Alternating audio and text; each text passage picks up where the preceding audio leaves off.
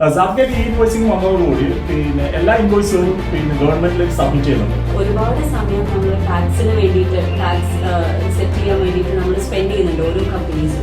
This is not an end, it's a beginning of a big change.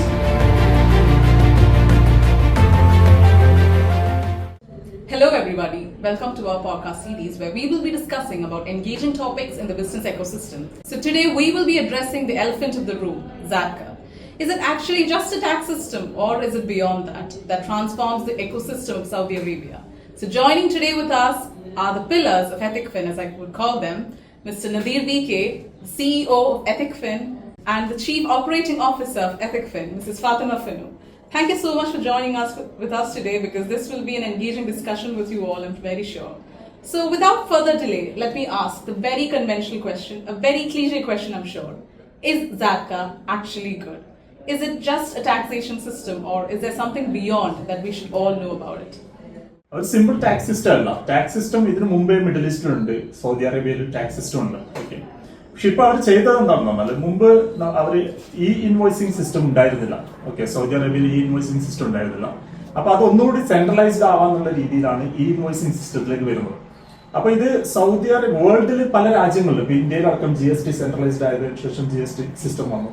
അതുപോലെ തന്നെ പല European രാജ്യങ്ങളിലും ഈ സിസ്റ്റം ഓൾറെഡി ഉണ്ട്. ഓക്കെ, അപ്പൊ സൗദി കൂടി ആ ഒരു ടെക്നോളജിയിലേക്ക് വരികയാണ്. ഓക്കെ, അപ്പൊ അതൊരു സെൻട്രലൈസ്ഡ് ഈ ടാക്സ് സിസ്റ്റത്തിലേക്ക് വരുന്നതിന്റെ ഭാഗമായിട്ടാണ് സാത്ക ഇംപ്ലിമെന്റ് ചെയ്തത്. ഇപ്പൊ സാത്ക ആക്ച്വലി എനിക്ക് തോന്നുന്നത് പലരും കഴിഞ്ഞ ഒരു 1-2 വർഷത്തിനിടയിലാണ് കേൾക്കാൻ തുടങ്ങിയിട്ടുള്ളത്. ഓക്കെ, പക്ഷെ ആക്ച്വലി സാത്ക അവർ 2021 തന്നെ ഡിക്ലെയർ ചെയ്തിട്ടുണ്ടായിരുന്നു. പക്ഷെ അത് ഓർഗനൈസ്ഡ് അല്ലാതെ ഒരു ഗൈഡ് ലൈൻസ് ഒന്നും ഇല്ലാതെയാണ് ഡിക്ലെയർ ചെയ്തത്. അതായത് ഈ ഇൻവോയ്സിംഗ് സിസ്റ്റം വരാൻ പോവുകയാണ്, സെൻട്രലൈസ്ഡ് ടാക്സ് സിസ്റ്റം വരാൻ പോവുകയാണെന്നിട്ട് സൗദി ഗവൺമെന്റ് 2021 തന്നെ ഡിക്ലെയർ ചെയ്തു. പക്ഷെ 2023 ഒരു പെർഫെക്റ്റ് ഗൈഡ് ലൈൻസ് കൊണ്ടുവന്നത്. അപ്പൊ ആ ഗൈഡ് ലൈൻസിൽ 2023 ഫേസ് 1 കൊണ്ടുവന്നു, ഫേസ് 1 പിന്നെ ഫേസ് 2 കൊണ്ടുവന്നു. ഇപ്പൊ 2 ഫേസിലാണ് സംഭവം സാത്ക ഇന്റഗ്രേറ്റ് ചെയ്തിട്ടുള്ളത്. അത് തന്നെ പെർഫെക്റ്റ്ലി ഫേസ് 1 എന്ന് പറഞ്ഞാൽ അവിടെ റൂൾ അനുസരിച്ച് വാറ്റ് രജിസ്റ്റർ ചെയ്തിട്ടുള്ള മുഴുവൻ ആൾക്കാരും, മുഴുവൻ കമ്പനികളും സാത്ക ഇന്റഗ്രേറ്റ് ചെയ്തിരിക്കണം എന്നാണ് റൂള്. ഓക്കെ, ഫേസ് 1 എങ്കിലും ചെയ്തിരിക്കണം. പിന്നെ ഫേസ് 2ലേക്ക് പോകുമ്പോൾ അതിന്റെ ടേൺ ഓവർ മില്യൺസിലേക്ക് പോകുന്നതിനനുസരിച്ചാണ് ടേൺ ഓവർ വരുന്നത്. അത് വേവ്സ് ഉണ്ട്, ഇത്ര ടേൺ ഓവർ ഉള്ളവർ ഇത്ര ഡേറ്റിനുള്ളിൽ ഫേസ് 2ലേക്ക് പോകണം. അങ്ങനെ ഒരു ടേൺ ഇത് വന്നിട്ടുണ്ട്. ഇത് നമ്മുടെ ക്വസ്റ്റ്യനിലേക്ക് വരികയാണെങ്കിൽ, ഇത് നല്ലതാണോ അതല്ല മോശമാണോ എന്നൊക്കെയാണ് നമ്മുടെ ചോദ്യം, അല്ലെ? തീർച്ചയായും അത് ഓൺട്രപ്രണേഴ്സിന് ലോങ് ടേമിലേക്ക് നോക്കുകയാണെങ്കിലും, അല്ലെങ്കിൽ സൗദി അറേബ്യനെ ഒരു കൺട്രി എന്ന നിലയിൽ നോക്കുകയാണെങ്കിൽ എന്തുകൊണ്ടും ഇത് ഹൈലി ബെനിഫിഷ്യൽ ആയിട്ടുള്ള ഒരു സംഭവമാണ്. ഇപ്പം സൗദി അറേബ്യ എടുത്ത സിസ്റ്റം എന്ന് പറയുന്നത്, ഈ കൊണ്ടുവന്ന സിസ്റ്റം എന്തുകൊണ്ടെന്ന് പറഞ്ഞാൽ, ഇപ്പൊ നമുക്കറിയാം സൗദി അറേബ്യ 2030 ആ ഒരു വിഷനും കൊണ്ട് മുന്നോട്ട് പോവാണ്. ഓക്കെ, അത് നമ്മൾ വിചാരിക്കുന്ന ഒരു ചെറിയൊരു വിഷൻ അല്ല. അവർക്ക് കൃത്യമായ ഒരു ഔട്ട്ലൈനും അതിന്റെ ഒരു ഗൈഡ് ലൈൻസും പാത്തും സെറ്റ് ചെയ്തിട്ടാണ് 2030 അവർ സെറ്റ് ചെയ്തിട്ടുള്ളത്. അപ്പൊ ഇങ്ങനെ സെൻട്രലൈസ്ഡ് ടാക്സ് സിസ്റ്റം വരുമ്പോൾ ഈ ഓൺട്രപ്രണേഴ്സിനും കമ്പനികൾക്കും അതിന്റെ ഒരു ഗുണം എന്താന്ന് പറഞ്ഞാൽ, അവർ കുറെ കൂടി ഒരു ഓർഗനൈസ്ഡ് ആയിട്ടുള്ള ഒരു ബിസിനസ്സിലേക്ക് മാറും. ഒരു ടിപ്പിക്കൽ നോർമൽ ബിസിനസ്, അതായത് കുറെ എമൗണ്ട് വരുന്നു, കുറെ എമൗണ്ട് പോകുന്നു, അത് എവിടെ പോയി, എങ്ങനെ പോയി, ആർക്ക് പോയി എന്നൊരു പിടുത്തില്ലാത്ത ഒരു ടിപ്പിക്കൽ ബിസിനസ് ആണ് നോർമലി എല്ലാവരും ഒരു ഭൂരിപക്ഷ ആളുകളുടെ ബിസിനസ് ഉണ്ടാവാറ്. അപ്പൊ അതിൽ നിന്നൊക്കെ മാറി കുറെ കൂടി സിസ്റ്റമാറ്റിക് ഒരു ബിസിനസ് മെത്തേഡിലേക്ക് പോകുന്നതാണ് അതിന്റെ ഒരു മെച്ചം പറയുന്നത്. രണ്ടാമത്, സാത്ക ഇൻവോയ്സിംഗ് വന്നതോടുകൂടി എല്ലാ ഇൻവോയ്സുകളും ഗവൺമെന്റിലേക്ക് സബ്മിറ്റ് ചെയ്യുന്നുണ്ട്. അപ്പം അതൊരു സെൻട്രലൈസ്ഡ് ടാക്സ് സിസ്റ്റമായി മാറി. അപ്പോൾ നമുക്ക് കസ്റ്റമേഴ്സിന്റെ അടുത്ത് നിന്ന് എടുക്കുന്ന ടാക്സും വെൻഡേഴ്സിന് കൊടുക്കുന്ന ടാക്സും അതെന്ത് ചെയ്യാൻ പറ്റും എന്ന് പറഞ്ഞാൽ നമുക്കത് പരസ്പരം മാനേജ് ചെയ്ത് പോകാൻ പറ്റും. അപ്പൊ പലപ്പോഴും കമ്പനികൾ 0 ടാക്സ് അടക്കേണ്ടി വരുന്നുള്ളൂ. ഓക്കെ, അവിടെ മാനേജ് ചെയ്ത് പോകുമ്പോൾ. ഓക്കെ, അപ്പൊ ആക്ച്വലി കമ്പനികളെ സംബന്ധിച്ചിടത്തോളം ഒരു വലിയൊരു ടാക്സ് അടിച്ചേൽപ്പിക്കുക എന്നുള്ളൊരു തെറ്റിദ്ധാരണ പലർക്കും വന്നിട്ടുണ്ട്. ആക്ച്വലി അങ്ങനെയല്ല സംഭവിക്കുന്നത്.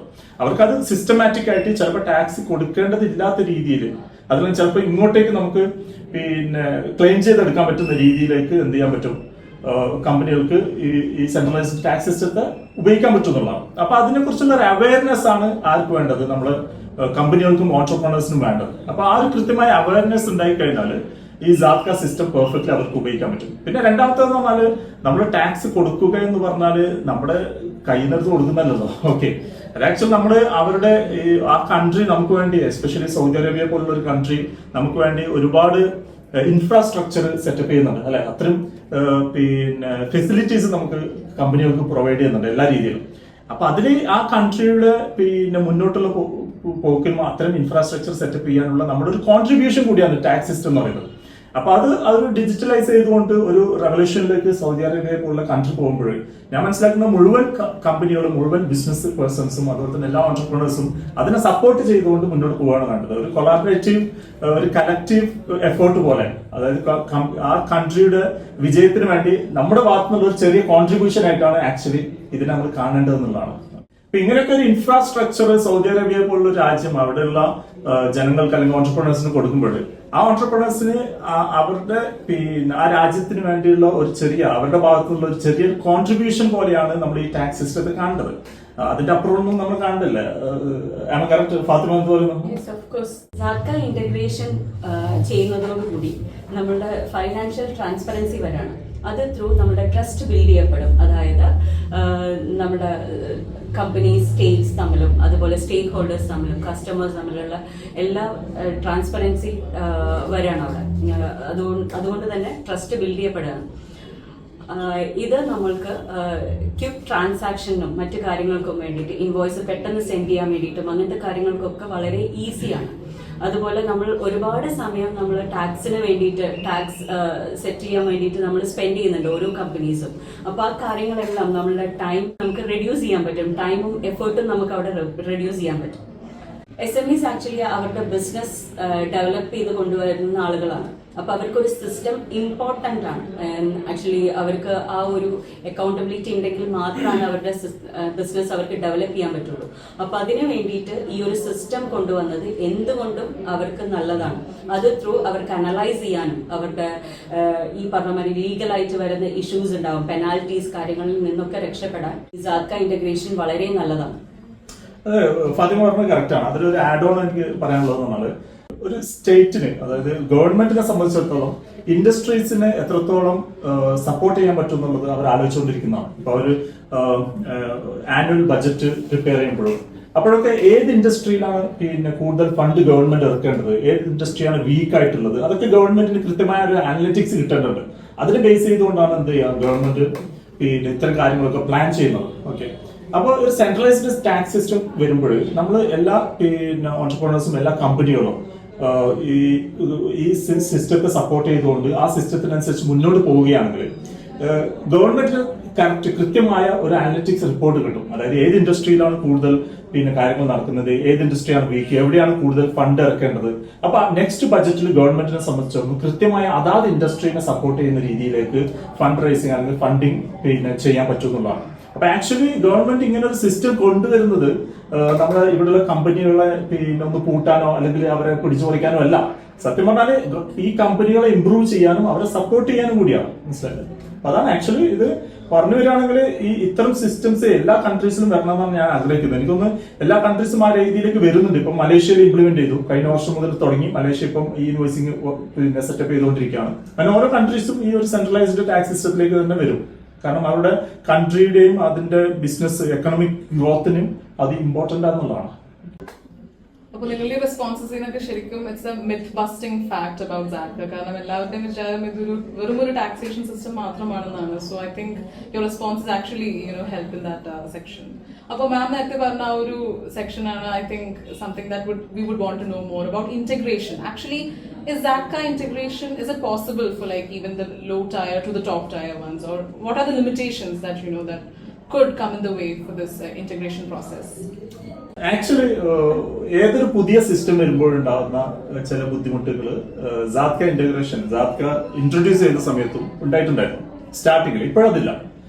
കാരണം എന്താ പറഞ്ഞാല് ഈ ഇൻവോയ്സുകൾ ഒരു സ്പെസിഫിക് ഫോർമാറ്റ് ഉണ്ട്, അതിന്റെ ഒരു QR കോഡ് ജനറേഷൻ ഉണ്ട്. ഓക്കെ, അപ്പൊ ഈ ഇൻവോയ്സുകൾ ഗവൺമെന്റിലേക്ക് സബ്മിറ്റ് ചെയ്യുന്നതിന് മുമ്പ് എന്ത് വേണം, അതിന്റെ ഒരു കോഡ് ഉപയോഗിച്ചുകൊണ്ട് എൻക്രിപ്റ്റ് ചെയ്ത ഒരു QR കോഡ് ആഡ് ചെയ്യണം. എന്നിട്ടാണ് ഗവൺമെന്റിലേക്ക് സബ്മിറ്റ് ചെയ്യുന്നത്. അപ്പൊ സ്റ്റാർട്ടിങ്ങിൽ ഇതിന്റെ API പ്രൊവൈഡ് ചെയ്യാത്ത ഒരു സിറ്റുവേഷൻ ഉണ്ടായിരുന്നു. അപ്പൊ ആ സമയത്തൊക്കെ ആ സമയങ്ങളിൽ ഗവൺമെന്റ് അത്ര സ്ട്രിക്റ്റ് ആക്കിയിട്ടില്ല. ഓക്കെ, ഗവൺമെന്റ് ഒരുപാട് ഇളവുകൾ കൊടുത്തിട്ടുണ്ടായിരുന്നു കമ്പനികൾക്ക്. അതുകൊണ്ട് തന്നെ ആ സമയങ്ങളിൽ സബ്മിറ്റ് ചെയ്യാൻ വേണ്ടിയിട്ടുള്ള ഇന്റഗ്രേഷൻ കുറച്ച് ബുദ്ധിമുട്ടുണ്ടായിരുന്നു. പക്ഷെ ഇന്ന് ആ ഇന്റഗ്രേഷൻ ബുദ്ധിമുട്ടുകളില്ല. ഓക്കെ, ഗവൺമെന്റ് എന്ത് ചെയ്തു എന്ന് പറഞ്ഞാൽ പെർഫെക്റ്റ് APIs എല്ലാം ഏത് ടൈപ്പ് സോഫ്റ്റ്വെയറുകളും ഡിഫറെന്റ് ഹൺഡ്രഡ്സ് ഓഫ് സോഫ്റ്റ്വെയർസ് ഉണ്ട്. ഓക്കെ, അപ്പൊ ഏത് ടൈപ്പ് സോഫ്റ്റ്വെയറിലും എന്തുണ്ട് ഈ ഇന്റഗ്രേഷനുള്ള ഓപ്ഷൻസ് കൊടുത്തിട്ടുണ്ട്, API ഇന്റഗ്രേഷനുള്ള ഓപ്ഷൻസ്.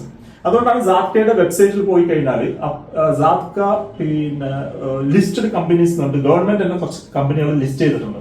അതിൽ തന്നെ എനിക്ക് തോന്നുന്നത് ആക്ച്വലി അറൌണ്ട് 10,000 സോഫ്റ്റ്വെയർ കമ്പനീസ് ഉണ്ട്. പക്ഷെ അതിൽ തന്നെ 1,000 ബിലോ 1,000 കമ്പനീസ് സാത്കയുടെ പോർട്ടലിൽ ലിസ്റ്റ് ചെയ്തിട്ടുള്ളൂ.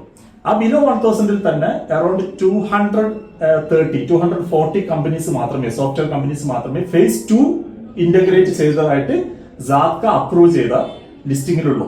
ഓക്കെ, അപ്പോ ദാറ്റ് മീൻസ് ഏത് ടൈപ്പ് സോഫ്റ്റ്വെയറിലേക്കും ഇന്റഗ്രേറ്റ് ചെയ്യാൻ പറ്റുന്ന APIs ഗവൺമെന്റ് സാത്ക അതോറിറ്റീസ് പ്രൊവൈഡ് ചെയ്യുന്നുണ്ട്.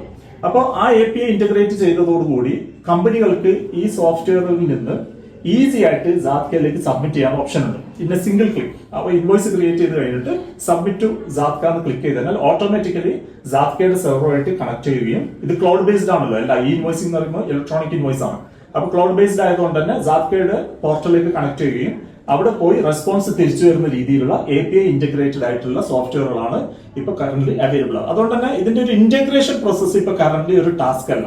കമ്പനികളെ സംബന്ധിച്ചിടത്തോളം സാത്കയിൽ ലിസ്റ്റ് ചെയ്തിട്ടുള്ള ഏതെങ്കിലും നല്ല സോഫ്റ്റ്വെയർ കമ്പനിയിൽ നിന്ന് ഇതിന്റെ അവർക്ക് ആവശ്യമുള്ള മൊഡ്യൂൾസ് ഉള്ള ഒരു സോഫ്റ്റ്വെയർ വാങ്ങി ഇംപ്ലിമെന്റ് ചെയ്ത് കഴിഞ്ഞാൽ, സോഫ്റ്റ്വെയറിൽ ലോഗിൻ ചെയ്ത് കഴിഞ്ഞാൽ എല്ലാ ഇന്റഗ്രേഷൻസും ഈസിയാണ്. ഒരു 10 to 15 മിനിറ്റ്സിന്റെ വർക്ക് മാത്രമേ ഉള്ളൂ. മനസ്സിലായില്ല? അപ്പോൾ ഇന്റഗ്രേഷൻ ഒരു ടാസ്ക് ആയിട്ട് വരുന്നില്ല എന്നാണ് ഞാൻ മനസ്സിലാക്കുന്നത്. സർ പറഞ്ഞ പോലെ ഈ ഇന്റഗ്രേറ്റ് ചെയ്തിട്ടുള്ള സോഫ്റ്റ്വെയർ, അതായത് ലിസ്റ്റ് ചെയ്യപ്പെട്ടിട്ടുള്ള സോഫ്റ്റ്വെയർസ് ഉണ്ടല്ലോ, ഈ ഒരു 200 സംതിങ് ആണ് ഫേസ് 2 ഇന്റഗ്രേറ്റഡ് എന്ന് പറഞ്ഞത്. ഇപ്പൊ നമ്മള് ഇപ്പൊ ഓരോ ബിസിനസ് ഓണേഴ്സും നമ്മളൊരു സോഫ്റ്റ്വെയർ എടുക്കാൻ അവര് ടോട്ടലി കൺഫ്യൂസ്ഡ് ആണ്, ഏതെടുക്കണം എന്തെടുക്കണം എന്നുള്ള അങ്ങനത്തെ കുറെ കാര്യങ്ങളിൽ കൺഫ്യൂസ്ഡ് ആണ്. അപ്പോൾ ആ ലിസ്റ്റഡ് ആയിട്ടുള്ള സോഫ്റ്റ്വെയർസിന് നമ്മൾ ചൂസ് ചെയ്ത് അല്ലെങ്കിൽ ആ രീതിയിൽ ചെയ്യുമ്പോൾ അവരെപ്പോഴും അപ്ഡേറ്റഡ് ആയിരിക്കും. സാത്കന്റെ ഓരോ വേവിനെ കുറിച്ചും അവർ അപ്ഡേറ്റഡ് ആയിരിക്കും. ബിക്കോസ് ആ പോർട്ടൽ ത്രൂ അവർ എല്ലാ കാര്യങ്ങളും അപ്ഡേറ്റ് ചെയ്തുകൊണ്ടിരിക്കുന്നുണ്ട്. അവർക്ക് ഫ്യൂച്ചറിൽ ഒരു ഡിഫിക്കൽട്ടി വരുന്നില്ല. അവർ അപ്ഡേറ്റഡ് അല്ല എന്നുള്ള പ്രശ്നങ്ങളോ അല്ലെങ്കിൽ അതുപോലെ അവർക്ക് അത് ത്രൂ വരുന്ന എന്താ പെനാൽറ്റീസ് കാര്യങ്ങളൊന്നും വരാൻ സാധ്യതയില്ല. അപ്പോൾ ആക്ച്വലി സാർ പറഞ്ഞ പോലെ ഭയങ്കര ഹെൽപ്ഫുൾ ആണ് ഈ ഇന്റഗ്രേഷൻ ചെയ്യുന്നതോടുകൂടി. ബിസിനസ്സിന് ഭയങ്കര ഹെൽപ്പാണ് അവർ ചെയ്യുന്നത് ഈ സാത്ക integration. So I think that clears another level of doubts and responses that we needed from that segment. Kind of integration, as we all know, that brings up a very huge question in front of every entrepreneur that we can think of. So we talked about integration. So next is actually how far do you think, or why would you think the entrepreneurs or the people in the business ecosystem would be ready for this, accepting Zatka, or how far do you think they will go towards this taking this procedure taking these steps in the future? Just Fatima can explain that well. Actually ഞാൻ വിശ്വസിക്കുന്നത് ഇപ്പൊ തന്നെ വളരെ late ആണ് companies എല്ലാം ഇതിലേക്ക് എത്താൻ വേണ്ടിയിട്ട്. ബിക്കോസ് സൗദി വിഷൻ 2030 ഭാഗമായിട്ട് അവര് വളരെ ഫാസ്റ്റ് ആയിട്ടാണ് മൂവ് ചെയ്തുകൊണ്ടിരിക്കുന്നത്. അതിന്റെ കൂടെ തന്നെ നമ്മൾ മൂവ് ചെയ്താൽ മാത്രമേ നമ്മളുടെ ബിസിനസ്സിനും ഗ്രോത്ത് ഉണ്ടാവുള്ളൂ. ആ ഗ്രോത്ത് ഉണ്ടാവാൻ വേണ്ടിയിട്ട് നമ്മൾ അതിന്റെ കൂടെ തന്നെ ഒരു സിസ്റ്റം ബിൽഡ് ചെയ്ത് കൊണ്ടുവരേണ്ട ആവശ്യം കൂടിയുണ്ട്. അപ്പൊ അതിന് ഇത് ഭയങ്കര ഹെൽപ്ഫുൾ ആയിരിക്കും. ഞാൻ വിശ്വസിക്കുന്നത് ആക്ച്വലി നമ്മുടെ ഏറ്റവും കൂടുതൽ മാർക്കറ്റിലുള്ളത് SMEs ആണ്. അവര് വളരെ ലേറ്റ് ആണ് ഇങ്ങനത്തെ സിസ്റ്റത്തിലേക്കൊക്കെ ഇംപ്ലിമെന്റ് ചെയ്യാൻ വേണ്ടിയിട്ടും മറ്റു കാര്യങ്ങൾക്കും അവരൊന്നും മടിച്ചു നിൽക്കാറുണ്ട്. അപ്പൊ അവരുടെ ഗ്രോത്ത് ഫാസ്റ്റ് ആവാൻ വേണ്ടിയിട്ട് ആസ് സൂൺ ആസ് പോസിബിൾ ഈ ഒരു സിസ്റ്റത്തിലേക്ക് വരണം എന്നാണ് ഞാൻ സജസ്റ്റ് ചെയ്യുന്നത്.